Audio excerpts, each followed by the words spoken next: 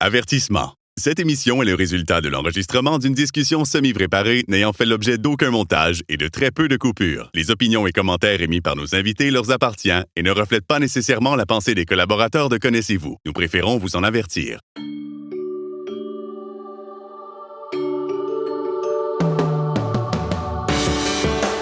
Connaissez-vous avec Martin Chouinard.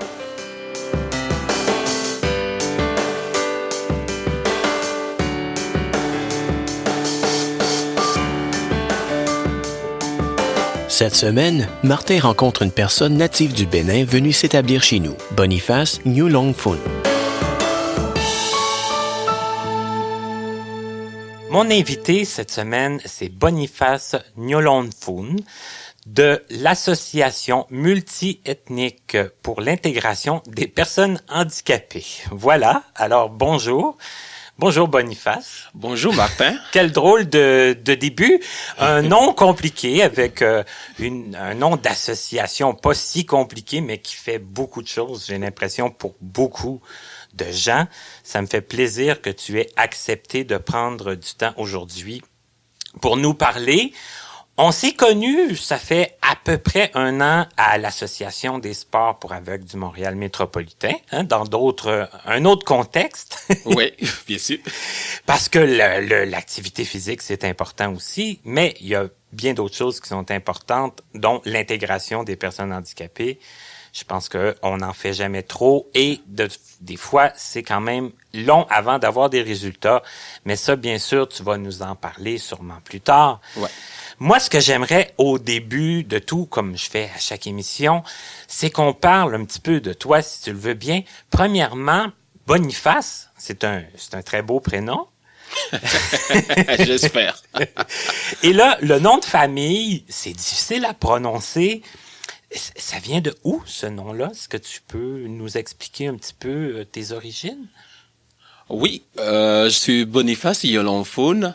Oui, je sais que Nyolongfoun, c'est une usité au Canada ici. Ça coupe pas les rues. Non, en effet, parce que c'était le premier, en tout cas. Ouais, Nyolongfoun, là, c'est presque du chinois, là. Mais non, t'es pas chinois. Non. Mais moi, je suis d'origine béninoise.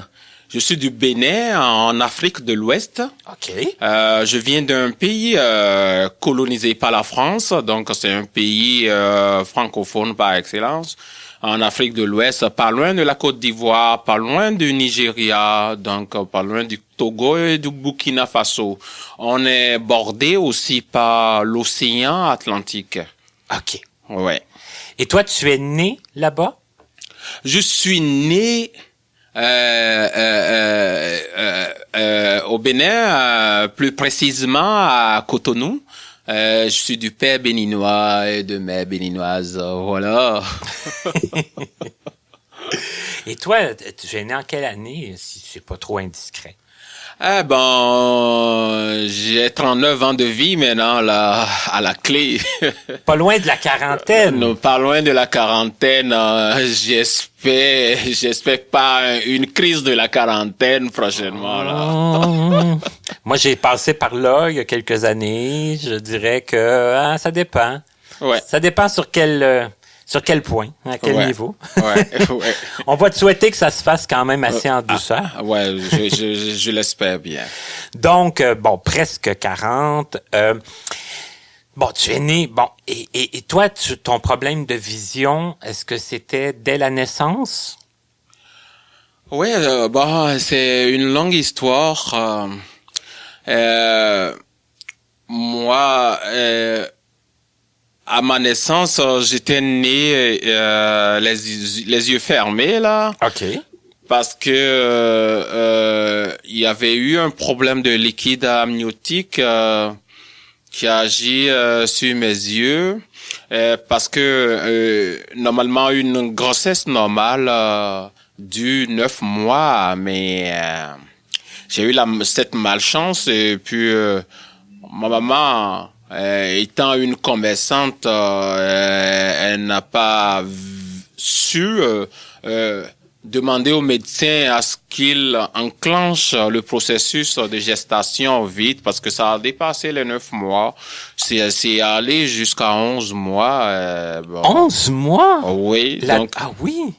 Donc c'est ce qui s'est passé et après ma naissance, je voyais pas les yeux comme tel. Bon, à 2 ans, 3 ans, j'ai été opéré à l'œil gauche. Ils ont récupéré l'œil gauche. Donc j'étais devenu borgne. Donc à 6 ans, j'ai commencé l'école primaire. Et on me mettait devant sur le banc, j'étais privilégié, mes parents ont averti l'enseignante, la professeure, pour que tu sois assis à l'avant de la classe là, pour essayer de mieux voir ce qui se passait. Bien suivi, être bien suivi aussi par la prof d'entrée et tout. Donc j'ai commencé petitement comme ça, mais un jour je m'amusais à la maison. J'avais un copain qui m'a provoqué carrément, qui a insulté mon handicap, ce que je tolérais pas. Donc il m'a porté un coup parce que je lui ai dit un mauvais mot aussi. Donc il m'a porté un coup. Je dis pour moi dans ma tête en tant qu'enfant là, c'est la loi du talion là. Tu me dent pour dent, œil pour œil là. Tu me portes un coup, je te porte un coup. Donc il a couru. Il a commencé par faire le tour d'une auto qui était garée devant notre maison, et puis il faisait le tour de l'auto, et puis je l'ai poursuivi. Mais moi, en temps, j'ai été pris par un petit vertige, et puis j'ai cogné ma tête à l'auto. Donc les nez au finish ont été touchés. Et puis il y avait eu du sang qui giclait un peu partout. Ça a provoqué un autre incident. Ça a provoqué carrément un autre incident. J'étais suivi par un médecin français qui était installé au Bénin en ce moment-là. Mais lui, il a pronostiqué déjà à mes parents que tôt ou tard, je vais perdre le reste de la vue parce que les nez ont été touchés. Donc voilà. Donc ça se passait à l'âge de 7 ans. Okay. Donc à l'âge de 9 ans, ça a commencé par baisser complètement. Et ça a baissé drastiquement. Puis à l'âge de 14 ans, j'ai perdu complètement la lumière. OK, là c'est devenu là plus de lumière du tout, plus de perception de lumière du tout. Lumineuse. Là où je suis là, je ne vois plus rien du tout là. Je suis aveugle total. OK.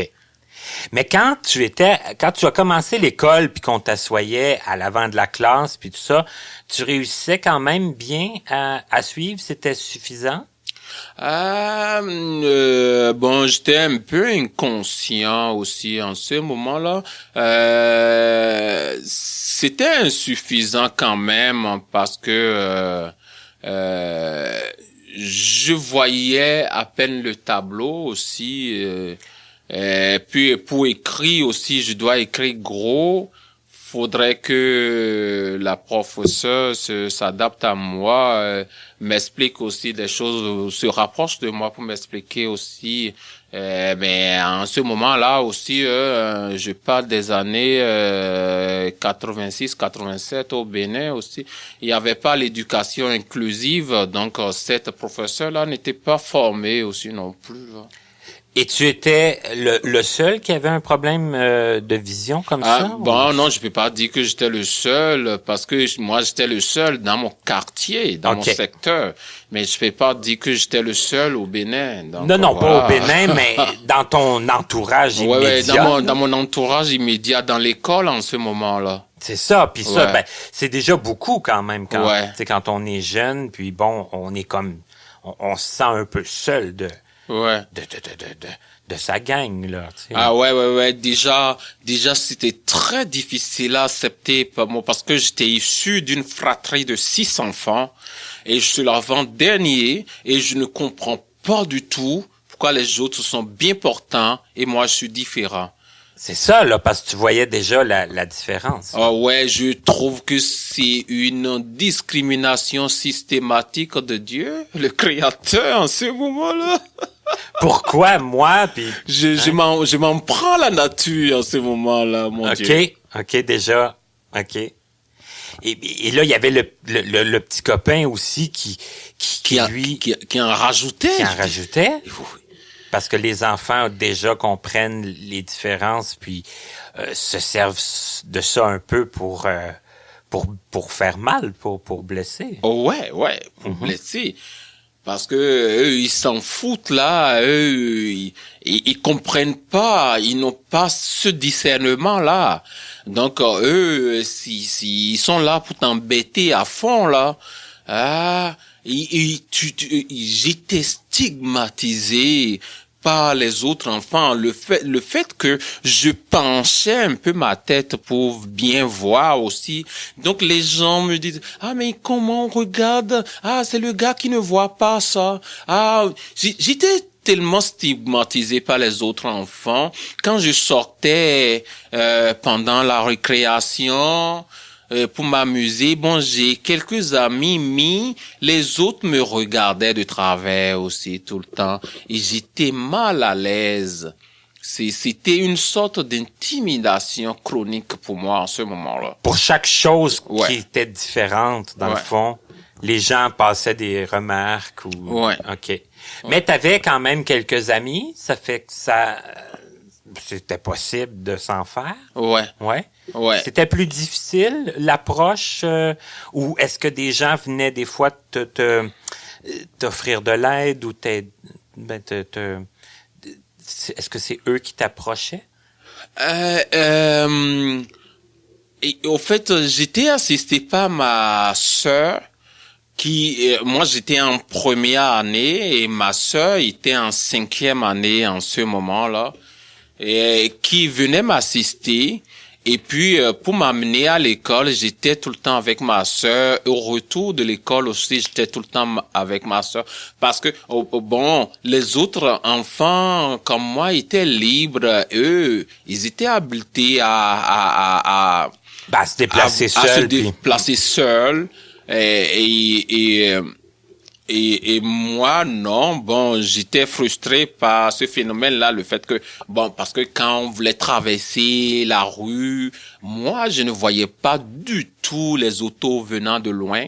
C'est quand c'est proche de moi, peut-être je peux dire à 25 mètres que je voyais la silhouette de l'auto en ce moment-là. Donc, j'étais assisté tout le temps par... j'étais porté par ma sœur. Okay. Donc tout ça là est mal vu par mes compères parce que eux ils savent que j'étais pas autonome comme tel comme eux autres là. OK. Donc j'étais plus ça faisait souvent objet de critique avec les enfants. C'était mal accepté, là. Ouais, c'est ça. Okay. C'est ça. OK. Et là, tu dis, à 14 ans, t'as perdu tout ce qui te restait, là, de vision, plus de lumière du tout. Ouais. 14 ans, on sait que c'est l'adolescence. Ouais. Comment ça a été pour toi? Est-ce que ça a été, est-ce qu'il y a eu comme une révolte? Est-ce que... Non, mais,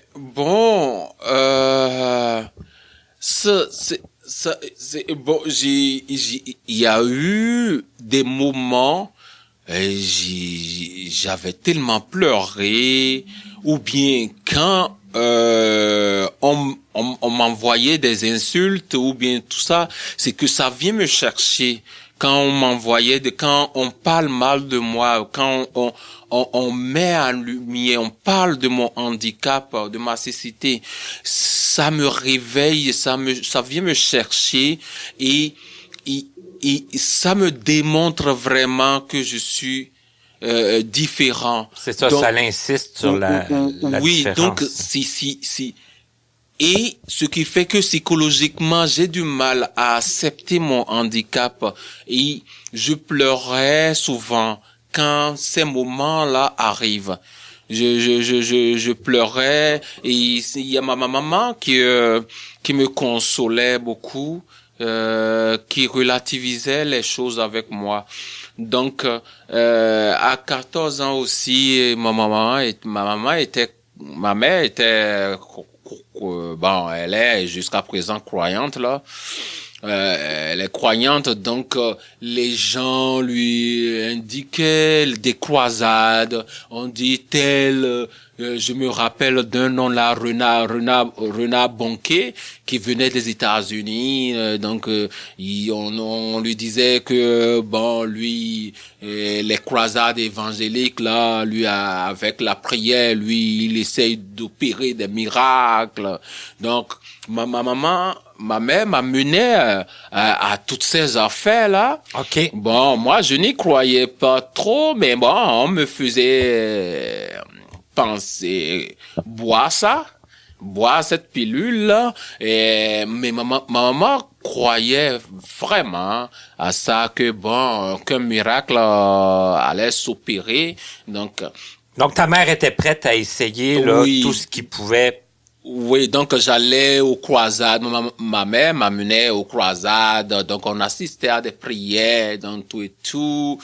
Donc bon, ça, c'est un peu thérapeutique aussi là, parce que ça me calmait aussi, ça me renforçait sur le plan d'assurance, de confiance peut-être que quelque chose va se faire. OK, puis ça t'apaisait. Ouais, ça m'apaisait, oui. Bon, ça l'avait du positif quand même. Oui. OK. Ouais.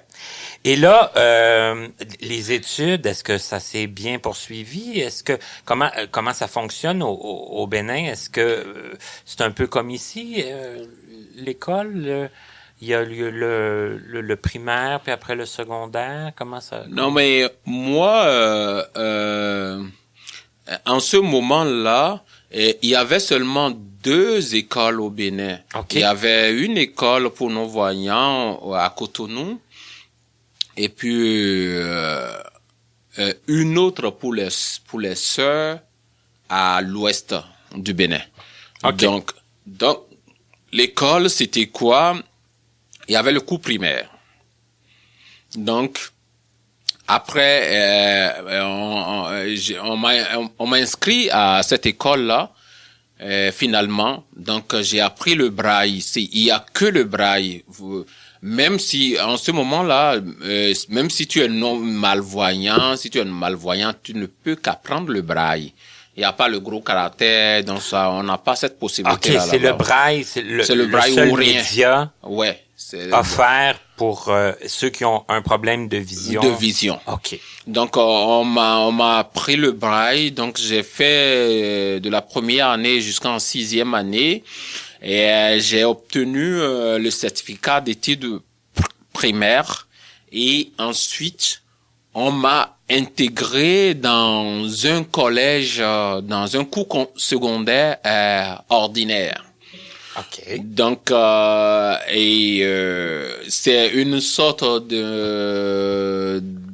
d'intégration, bon voilà, dans un cours secondaire mais les profs ne sont pas formés par rapport à l'écriture braille, mais chaque année notre école leur donnait quand même 2 semaines de séances de formation, de sensibilisation sur quelques méthodes, comment ils pourront fonctionner avec nous autres. OK. Mais au sein de du cours secondaire là, il y a une équipe. Ils appelaient ça équipe de suivi. Donc c'est des profs formés, mais formés en braille, par rapport au braille et tout. Donc, nous autres, on prenait nos cours en braille, on faisait nos devoirs, nos examens en braille.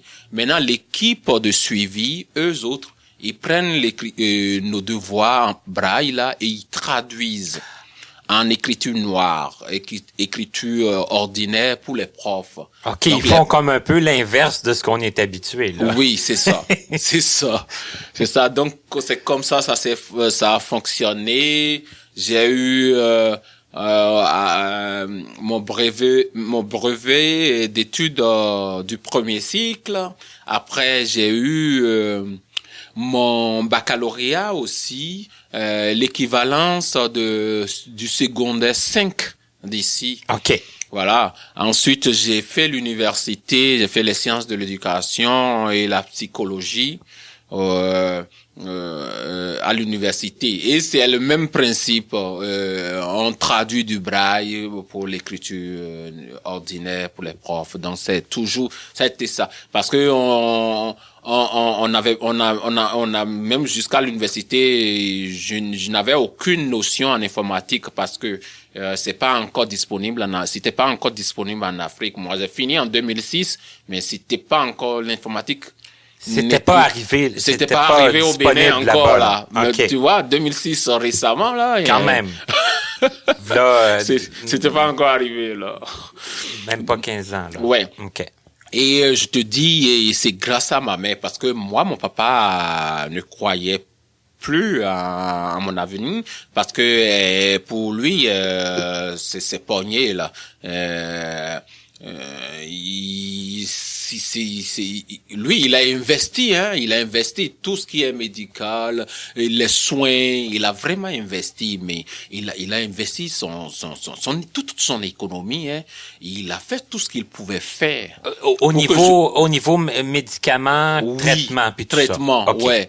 Et là, il a fait, mais bon, concernant mon cursus scolaire, bon, lui, il n'a pas cru. Mais c'est ma mère, lui, donc j'ai fait vaille que vaille, là, donc j'ai traversé cet océan d'incertitude, là, scolaire, parce que beaucoup n'y croyaient pas, mais j'ai eu mes diplômes comme toute autre personne jusqu'à l'université, voilà. Mais j'ai survécu. Oui, mais parce que j'imagine que c'était plus compliqué, plus long. Ouais. Mais tu aimais ça, apprendre, tu aimais ça, étudier, tu étais un bon élève?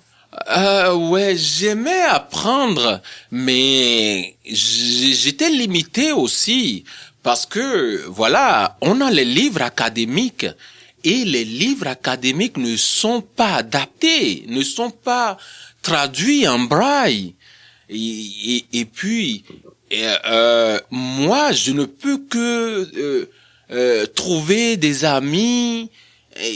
Au cours secondaire, chaque classe, par exemple, en biologie, en histoire, en anglais, en français, je ne peux que, même si j'achète le livre, même si mes parents m'achètent le livre, mais il n'y a pas de possibilité à les traduire en braille pour que je les lise. C'est quand, parfois, on fait pied de grue, et l'équipe de suivi au cours secondaire arrive à nous traduire quelques tests. Parce que eux autres aussi, ils utilisent la machine Perkins. Oui, la dactylo-braille. Hein? Oui, c'est ça. Et puis, je ne fais que, même à l'université, regarde, et j'étais résident, j'ai trouvé une cabine résidentielle et j'étais avec un ami qui me lisait tout le temps les livres et c'est un travail de mémoire que j'étais habitué à un travail de mémoire, je mémorisais, je gardais l'idée générale de tout ce qu'on me lisait. Si on peut faire de programmes, on me lit 50 pages, tu vois, 60 pages, c'est harassant. Et puis, je fais un gros travail de mémoire pour retenir quand même le peu que je peux retenir. Donc voilà, j'étais limité. Sinon, j'aimais vraiment les études, mais j'étais aussi limité, là. C'est ça, parce que non seulement ça te prenait quelqu'un pour te lire des choses, mais c'est qu'en plus, c'est ça, c'était pas tout le temps, là. C'était pas nécessairement quand toi, tu étais le plus disposé ou le, tu sais, des fois, on est fatigué, puis là, Ouais. tu sais, c'est comme pas tout le temps Ouais. dans c'est pas à n'importe quel moment comme quelqu'un qui veut lire son livre quand il veut, là, dans son lit, ou, tu sais. Ouais. C'est ça, c'est pas la même chose. Ah non, c'est pas la même chose. Vraiment, c'est réussi dans ces conditions-là, c'est la croix et la bannière, là. De là pour ça aussi que tu disais que certaines personnes n'y croyaient pas vraiment.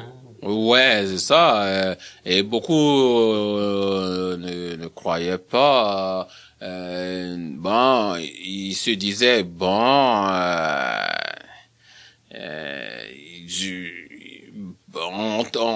il va quelque part, c'est sûr qu'il va pas s'en sortir là, mais donc j'ai défié tout le monde là. Ouais. Et j'étais conscient de ça aussi. J'étais conscient. Déjà, oui. Ouais. Déjà rendu au cours secondaire, j'étais conscient de ça. J'étais vraiment conscient de ça parce que ça se dit et attends, pas à mon insu, mais ça se dit, ça te jette, on jette ça à pleine figure là. Parce que là, il y en a qui disent bon, il s'en sortira pas, tout ça. Ouais. Mais j'imagine que ça inclut le présent, puis ça inclut un peu le futur, parce que j'imagine qu'il y en a qui doivent se demander après, de toute façon, les études, qu'est-ce que la personne elle va faire, tu sais, qu'est-ce qui va arriver pour elle. Voilà. Et en plus, c'est ça la grosse question aussi.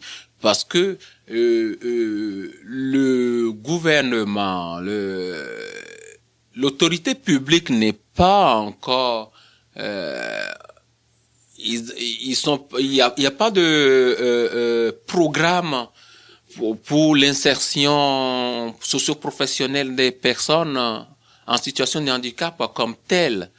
Donc, c'est une grosse question pour les gens aussi. Qu'est-ce qu'il va faire? Qu'est-ce qu'il va devenir? Est-ce qu'il sera employable ou pas? Donc, c'était une nébuleuse pour l'opinion publique. Et là, si je peux me permettre une question en deux volets, la majorité des gens, qu'est-ce qu'ils font s'il y a rien de prévu pour eux au niveau gouvernemental? Et toi, qu'est-ce que tu as fait? Qu'est-ce qui s'est passé pour toi? Ah, OK. La majorité, il y en a, au Bénin, il y a des parents qui savent faire le jeu de couloir et pas des intermédiaires quand même, s'ils ont des personnes bien placées dans le gouvernement ou pas, là. Ils arrivent à insérer soit leur fils ou voilà, pas le réseautage. OK. Donc il y en a quelques-uns qui étaient recrutés là, c'est vraiment pas le réseautage et pas les jeux de couloir là. La chance de connaître des gens bien placés. Mm-hmm. OK. Mais c'est pas la majorité, j'imagine. Non, c'est une infime partie là. Donc on peut les compter au bout des doigts. C'est ça. Donc qu'est-ce qu'ils deviennent aussi? La majorité deviennent des enseignants aussi dans les écoles primaires de personnes handicapées pour enseigner le braille ou pour faire d'autres choses. Donc il y a quelques-uns qui sont standardistes téléphonistes dans des ministères. Il y a quelques-uns aussi, un nombre faible de travailleurs sociaux. Okay. Donc c'est ça. Moi, qu'est-ce que j'ai fait?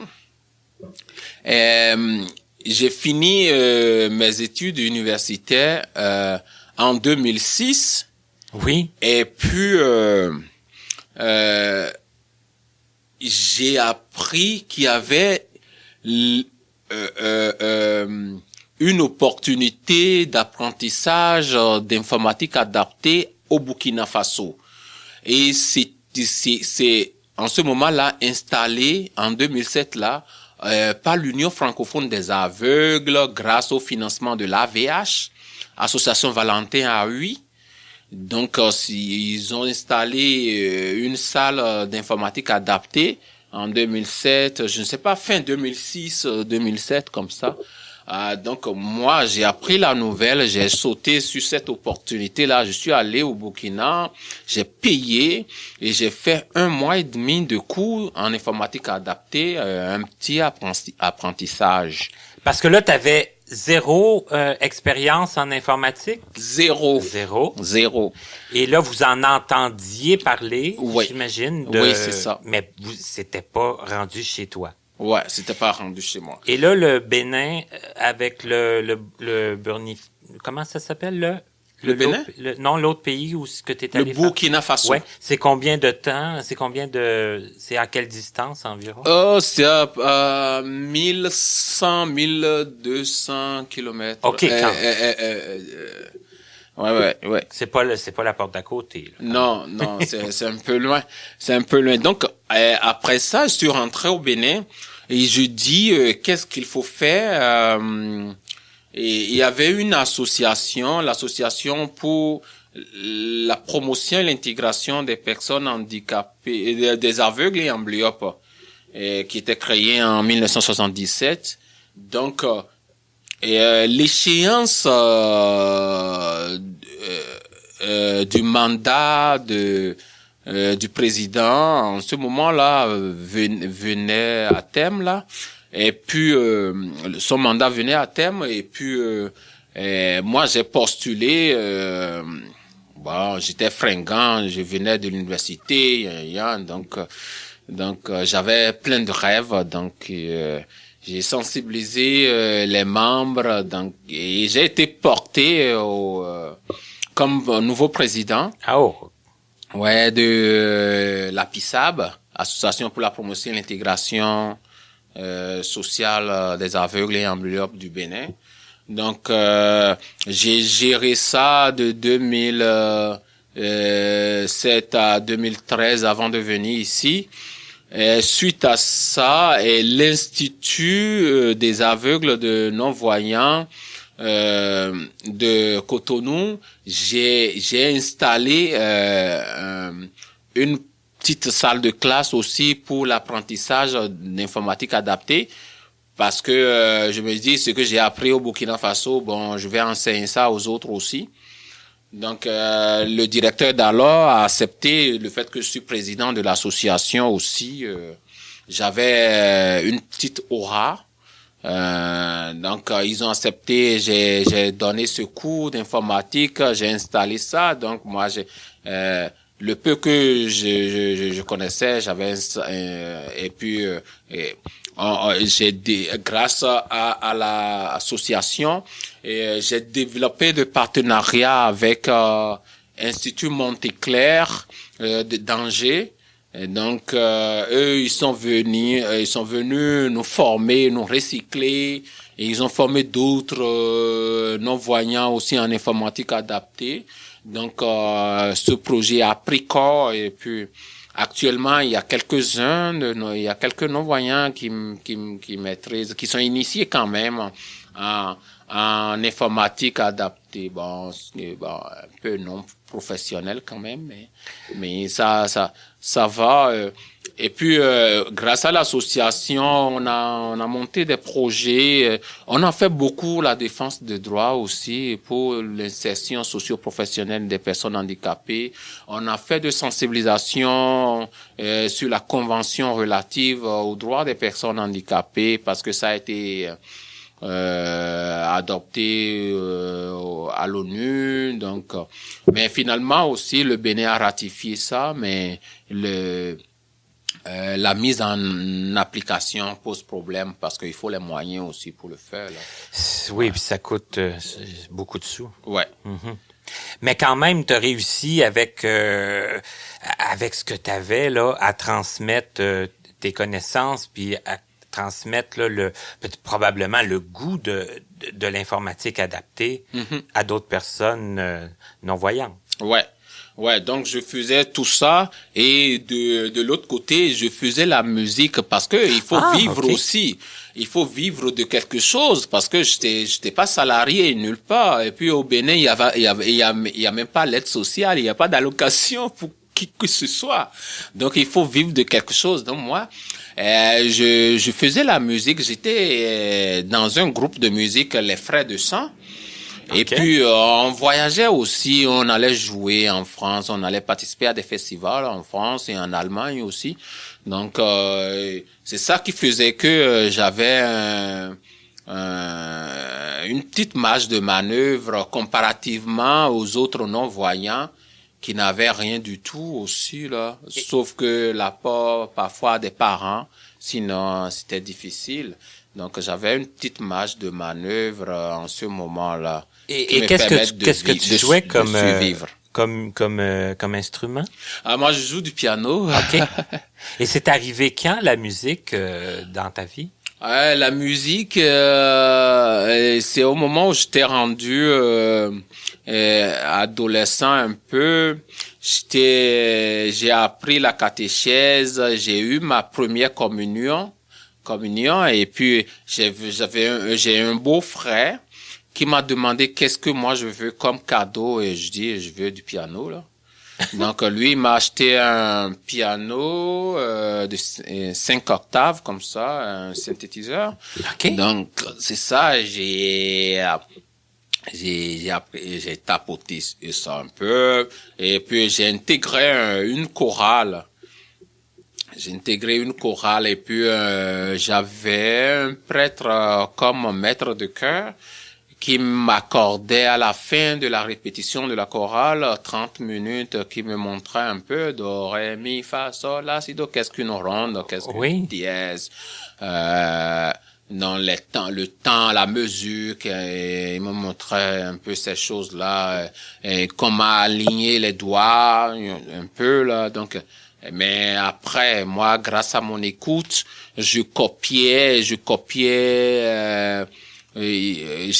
des cassettes. Nous étions au moment des cassettes. En ce moment-là, j'écoutais beaucoup de morceaux sur cassette. Je prenais les cassettes de mon père. J'écoutais, et puis j'essaye d'exécuter exactement ce que j'entends. Je détecte le son du piano. Et dans un morceau, j'ai développé ce sens-là quand j'étais adolescent. Donc, quand j'écoute un morceau, je détecte immédiatement ce que à l'oreille, à l'oreille. D'après ça, de le rejouer. Ouais, c'est ça. Je rejouais ça, et puis voilà. Je distinguais nettement le rôle du piano dans un morceau et tout. Et puis je pratiquais ça beaucoup, et donc c'est ça qui fait que voilà, je suis arrivé quand même, je suis au juste milieu. Je suis pas un top je suis pas je constitue pas une crème comme pianiste là, mais je joue de mon mieux. Même à Montréal ici, je suis sollicité par plusieurs groupes de gospel multiculturel, et c'est mon job, ma job d'à côté là. Je fais ça à la fin de semaine. Mais c'est parce que tu as dit des choses quand même fort importantes là. C'est que bon, fallait gagner sa vie. Ouais. Puis t'as réussi à faire ça en même temps que d'intégrer un groupe, de voyager, de faire des concerts un peu partout là. Mm-hmm. C'est quand même ça l'a bonifié ta vie pas mal là, en tant que personne non voyante là. Ouais, ça a bonifié ma vie, et ça m'a forgé, et grâce à ça, parce que j'étais le seul non-voyant dans un groupe de 6 copains qui sont voyants là, qui sont valides là. Donc j'ai gagné un plein potentiel, j'ai gagné un pouvoir d'agir, mon autonomisation, parce que eux il me disait aussi, parce que il me disait, fais ça, il m'enseignait beaucoup de notions de vie, des habitudes de vie. Donc, tout ça là m'a renforcé et ça a contribué ma confiance en soi aujourd'hui. On a évoqué très rapidement tantôt 2013. Je pense que ça a été une année importante pour toi, Boniface. Tu t'es revenu au Canada. Et j'aimerais ça que tu nous expliques un peu, évidemment, je pense que ça va de soi, qu'est-ce qui a fait en sorte que tu as voulu t'en venir ici et comment ça s'est passé? Ouais. Je suis venu ici en 2013 par curiosité. OK. Oui. J'aime ça. Oui. On a suscité une curiosité. Oui, bien sûr. Bien sûr. Au fait, je disais tout à l'heure que j'ai fait beaucoup de militantisme en matière de défense des droits des personnes handicapées. Mais les choses ne bougeaient pas comme j'aurais voulu. Donc les lignes ne bougeaient pas. Les autorités nous accordaient peu d'oreilles pour tout ce qu'on demandait. Donc les lignes ne bougeaient pas trop. Donc je me suis dit, qu'est-ce qu'il faut faire? Faudrait que j'aille dans un pays développé, comprendre comment ça se passe là-bas pour que les choses marchent dans le domaine des personnes en situation de handicap.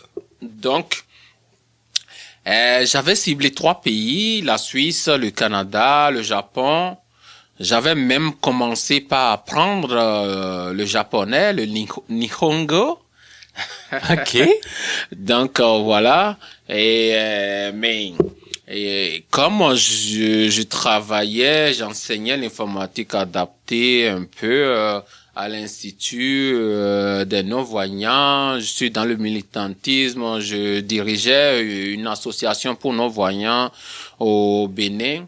J'ai postulé pour venir au Canada en tant que travailleur qualifié. Okay. Donc c'est ça que j'ai fait. Ça a duré 3 ans le processus. Oh là là, OK. Finalement, on m'a fait subir beaucoup de tests là-bas, tests d'aptitude. On m'a demandé plein de documents que j'ai fournis, donc tout ça. Finalement, bon, ça a abouti. Donc je suis arrivé au Québec en 1 septembre 2013. Donc voilà. 11 septembre? Non, 1. Bon, je dis 1 septembre. Bon, Premier. un mois de septembre. Okay. Au mois de septembre 2013. OK, d'accord. Donc, arrivé ici, j'étais comme un poisson dans l'eau, là, parce que je connaissais nulle part. Et c'est sur Internet que j'ai découvert l'association multiethnique. OK. Donc Ouais, pour l'intégration des personnes handicapées. où nous sommes en ce moment? Oui, c'est ça. Donc, je suis arrivé ici, j'ai rencontré un travailleur social qui est non-voyant aussi. J'ai dit, mais ça m'a vraiment apaisé, ça m'a rassuré. Ça t'a donné un peu la preuve que ici, ça pouvait fonctionner. Ouais, c'est ça. Donc, il a écouté mon parcours, il a défini un plan d'action avec moi, il m'a parlé des ressources disponibles sur le terrain. Donc, après ça, il m'a conseillé d'aller voir un conseiller d'orientation. Je suis allé voir un conseiller d'orientation aussi. Je lui ai dit que je suis musicien, je fais telle chose, je chante un peu, je joue du piano. Et puis j'ai une formation en sciences de l'éducation et psychologie. Qu'est-ce que je peux faire?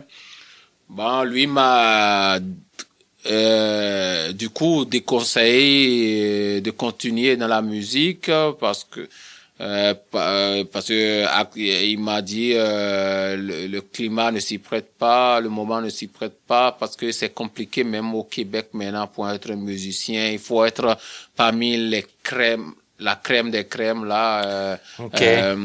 Pour Il y avait trop de compétition. Ouais, il y avait trop de compétition et c'est pas évident.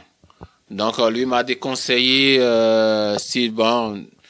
Et puis moi je n'avais pas, moi j'ai appris la musique sur le tas, j'ai pas fait la musique au cours secondaire comme tel. Donc ça, aller faire un bac directement en musique comme ça pour devenir prof aussi, bon des choses comme ça, c'est pas évident aussi là. Donc vu mon cursus scolaire, le conseiller d'orientation m'a demandé si je pourrais faire le développement de carrière à l'UQAM. Donc c'est ça que j'ai fait. J'ai eu mon bac en développement de carrière. Développement de carrière, c'est quoi ça? Ça englobe tout ce qui est employabilité, information scolaire, professionnelle. Ça englobe un peu les ressources humaines aussi. Donc c'est ça que j'ai embrassé cette étude-là au Québec. Je l'ai fait durant 4 ans. J'ai fait mon stage, tout et tout.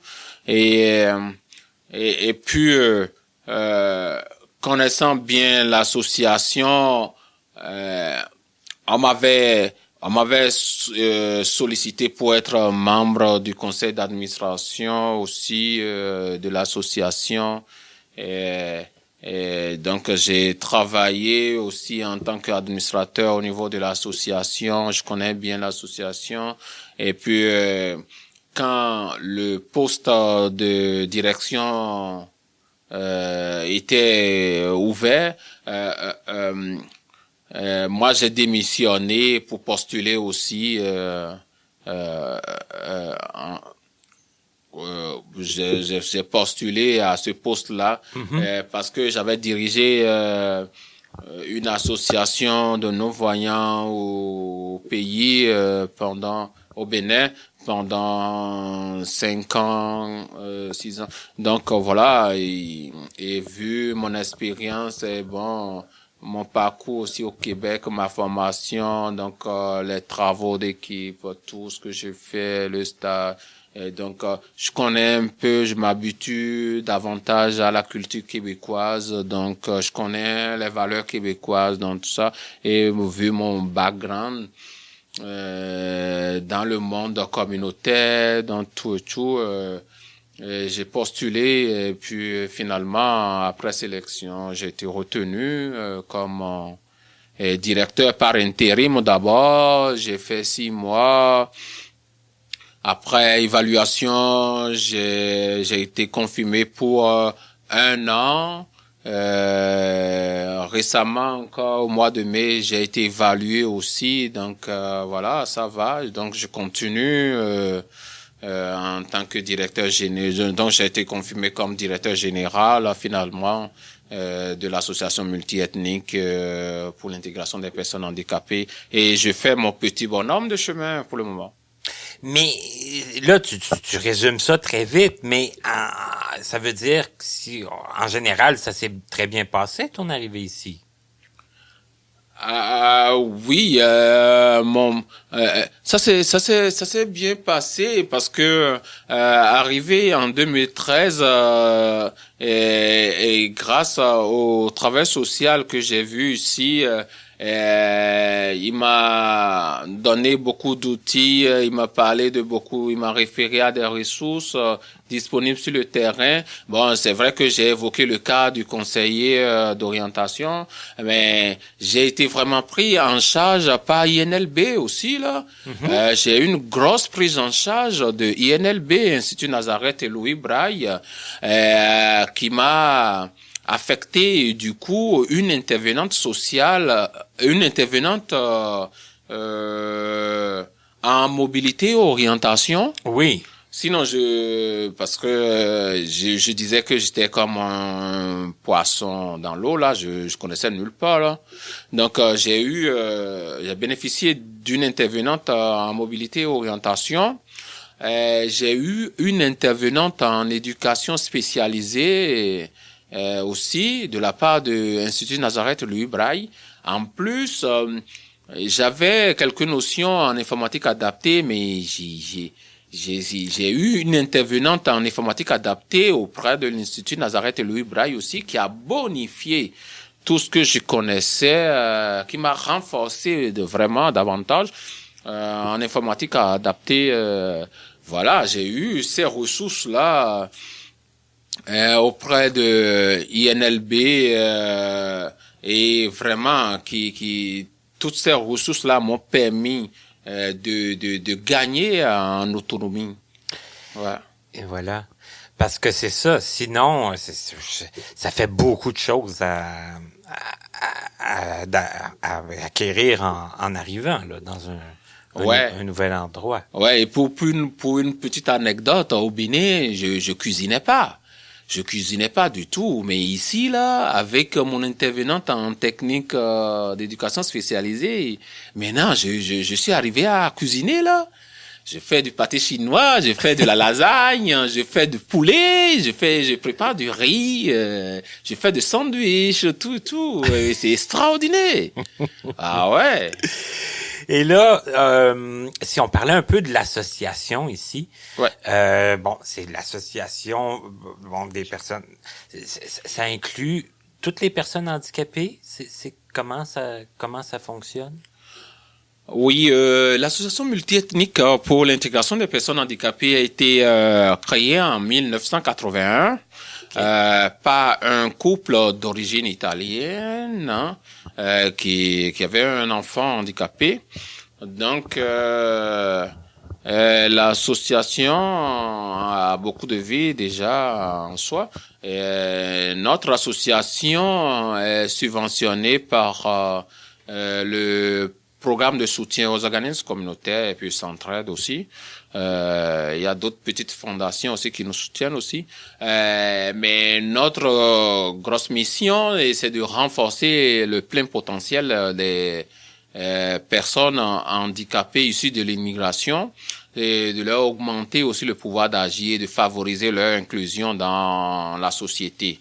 C'est quoi? Qu'est-ce qu'on fait? On accueille toutes les personnes handicapées issus de l'immigration, tout type de personnes handicapées, que ce soit les déficients intellectuels, que ce soit les déficients sensoriels et physiques, on les accueille tous. Okay. Et puis, nous avons des intervenantes psychosociales qui établissent des plans d'action avec ces personnes-là. Et nous avons les besoins de ces personnes-là qui sont connus, comme je peux pour ne pas les citer, nous avons l'employabilité, le problème d'emploi qui saute à l'œil quand ces personnes-là atterrissent sur le sol de Québec. Et on a le problème de logement adapté. Ils ont le besoin de logements adaptés au logement coopératif et ils ont la méconnaissance aussi des services de santé, services sociaux. Vous savez un peu la complexité de l'infrastructure organisationnelle des services de santé ici là. Donc, on les aide par rapport à ça, au remplissage des formulaires qui sont pas accessibles, voilà. Donc, faire connaître les services, puis aussi les aider à les remplir, les assister parfois on travaille comme des intermédiaires aussi entre les CLLC et ces personnes-là parce que il y a un problème interculturel qui se pose comme ça. Donc nous sommes les spécialistes. Donc Donc nous arrivons à vite comprendre les personnes. Et puis et il y a le problème, on travaille aussi parce qu'ils ont le besoin de mobilité concernant les évaluations cliniques pour l'obtention du transport adapté. On les aide par rapport à ça. On a des partenariats avec des universités qui nous réalisent ces évaluations cliniques là. On a un volet vie associative aussi un peu développé parce que on organise des séances d'information, on organise des sorties aussi pour qu'ils découvrent la société québécoise un peu. Donc on organise pas mal de choses et puis on fait on les aide, on porte leurs préoccupations aussi auprès d'autres organismes qui sont spécialisés dans la défense des droits aussi. Donc ça touche toutes les sphères là, de la vie, là, un peu. Oui. Là, le côté des services de santé, les loisirs, l'employabilité, c'est le sûr, logement, les logements, oui. c'est toutes des choses la mobilité aussi, ouais, voilà. assez importantes et de base. Oui. Et la question que j'aurais peut-être le goût de te poser pour terminer, parce que je vais te laisser aller travailler, tu me disais que tu as beaucoup de choses à faire, beaucoup de rapports à rédiger. Oui. Le Québec, tu trouves, finalement, est-ce que ça avance assez vite à ton goût? Ou si, tu trouves qu'il y a des petites choses, des fois, qui sont lentes et qui accrochent? Qu'est-ce que tu... Non, si je dois prendre le Bénin, le Québec, c'est le jour et la nuit, là.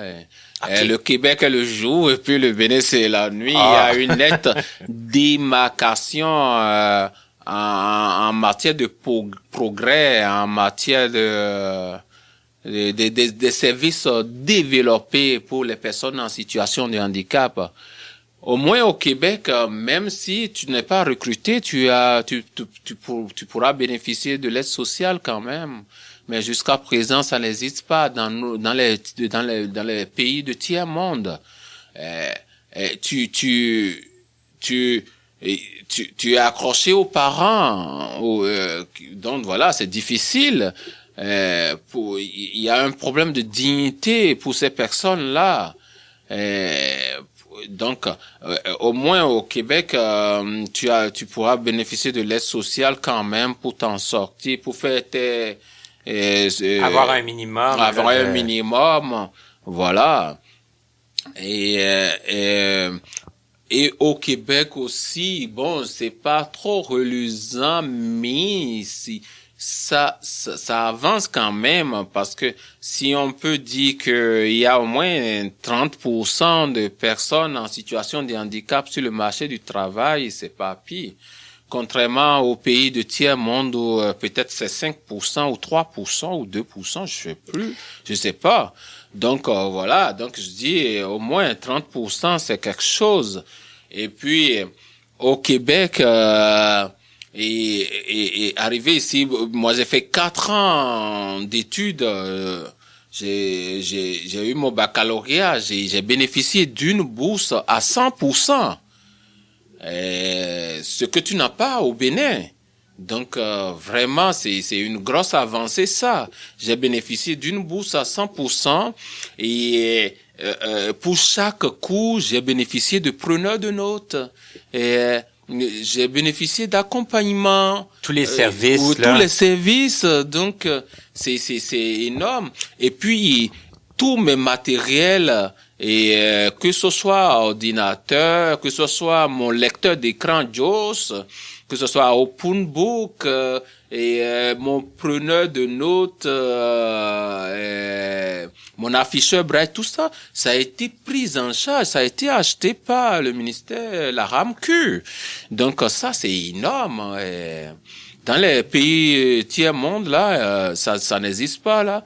Si tes parents n'ont pas de moyens pour t'acheter ces affaires là et tes poignets là, et c'est fini. Tu l'auras pas, tu pourras pas. Tu l'auras pas, parce que d'abord l'État n'a pas ce moyen là parce que déjà nos matériels sont dispendieux, ça coûte cher.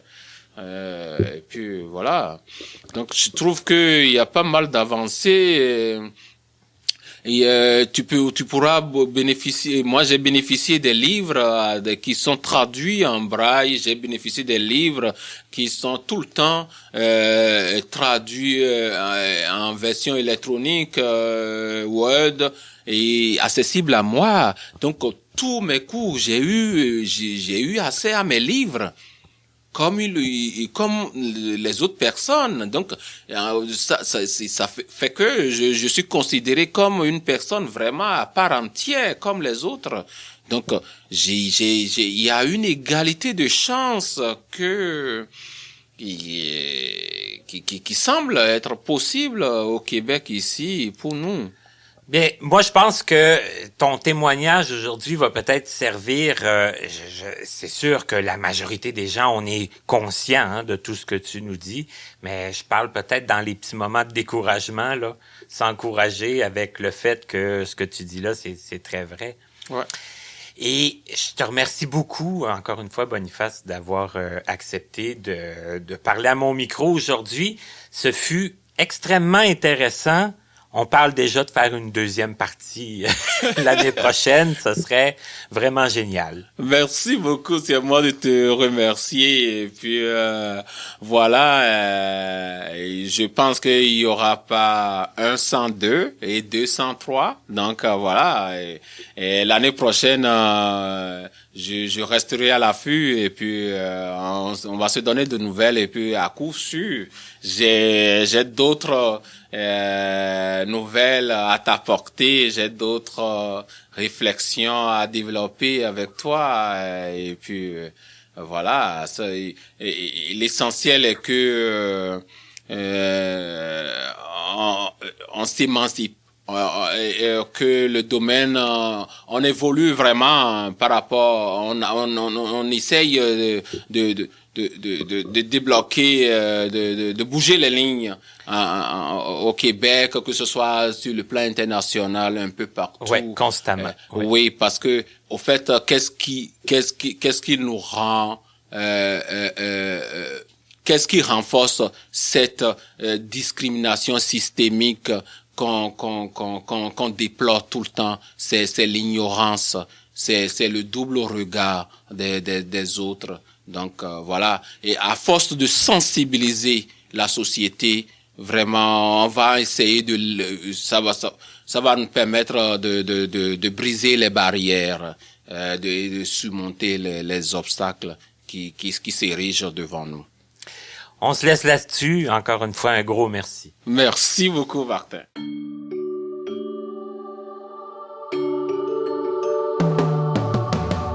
Vous venez d'écouter Connaissez-vous avec Martin Chouinard. Présentateur, Stéphane Pilon en collaboration avec Papillon Sonic. Voix du générique, Joel Pucci. Notre site web est toujours disponible au www.martinchouinard.com. Notre adresse courriel est connaissez-vous2017@gmail.com sans tiret. Nous attendons vos commentaires et suggestions. Un immense merci à la compagnie Point par Point Incorporée, l'Association des aveugles de la Rive-Sud, AARS, ainsi qu'au Regroupement des aveugles et amblyopes du Montréal métropolitain, RAAMM, de nous prêter gracieusement leurs locaux pour l'enregistrement de certaines de nos émissions.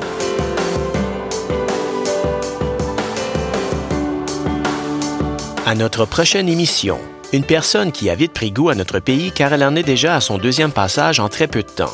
Élisabeth Bondu à notre rendez-vous du 29 novembre.